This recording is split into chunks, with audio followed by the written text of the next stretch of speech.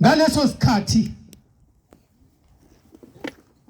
bebehamba naye bemuka naye benaye esiphambanweni kodwa bebemshaya lithi iBhayibheli induku noma izinduku ababemshaya ngazo kwakuthi uma bemshaya zibuye nenyama lithi iBhayibheli kodwa bekunesixuku akade hamba naso sikuke siyahlukana phakathi ayibonga inkosi haleluya lithi bekhona nabomama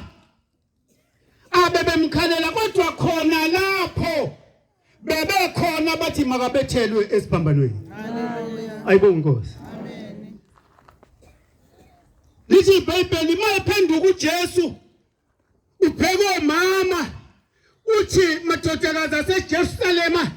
mina ningabe nisangikhalela kodwa sikhaleleni nina